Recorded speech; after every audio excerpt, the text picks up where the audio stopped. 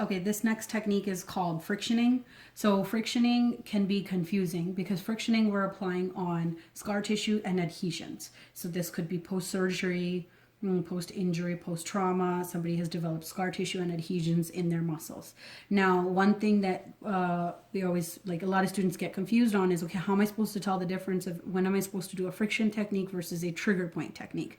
So trigger point technique, as you strip through the muscle, you'll feel that trigger point. So sometimes if you're not sure if it's a trigger point or if it's a scar tissue or adhesion, you can engage the muscle by doing resisted range of motion. So what I would do is say that I think it's, so there's a lot of tendons in this area. Usually tendons is where scar tissue will form first. So say that I think that there's scar tissue here. I'm going to maybe strip through the area and palpate. Before I do any of this, I need to make sure that this area is warmed up. We just worked the area, so it's already warm. One thing that's important to note is that this technique is not done with oil. So if you do your whole effleurage, petrissage with oil, you need to then take a towel and wipe that oil off before you do anything else. Another way to do it is if you didn't want to do a full effleurage, petrissage before applying a friction technique, you could also use compressions and muscle squeezing in the area to help warm the area up before you just start going ahead and frictioning it. So both of those are considered adequate ways of warming up the tissue. So say that we strip through the area and we find that, okay, we think that this is either a trigger point or an adhesion. I'm going to take it through the range of motion. So an adhesion in particular, or scar tissue, will increase pain specifically on the resisted range of motion. So I can do the active range of motion. So active would be he does it himself. So can you flex and extend your wrist? Okay. I could do passive, so where I do it for him. And the last way to really confirm, this is the main step to confirming, is where we would do resisted. So I want you to push into my hand. He pushes into my hand, and his pain, he says, increased. So when he did a resisted range of motion, his pain increased. Why? Because that contraction of the muscle is pulling on the scar tissue that has built up here. So that's how we know that this is not just a trigger point. Trigger points generally do not increase with resisted range of motion, but frictions do. So once we have this area, we are now going to begin our friction technique. So we've warmed up the area. We are applying it dry. We made sure there's no oil left in the area. We advise the patient that the technique may be painful. So there's no pain scale for this one. You just have to tell them that it's painful and that if they're okay with it, and should they need to stop the treatment at any time, that they should let you know.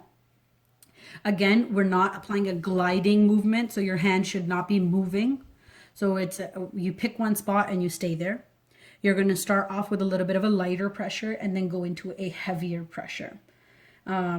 So I like to use my thumbs for this. I find that it's easier to do it with my thumbs, but I'll show you in both ways. So what you would do is you hold the area and then you just apply the friction technique. So there's no gliding. Gliding would look like this. No gliding. We pick one area and we press into it. This technique can be very painful. What I would do is do this for 1 to 2 minutes. So you're going to friction the area for 1 to 2 minutes.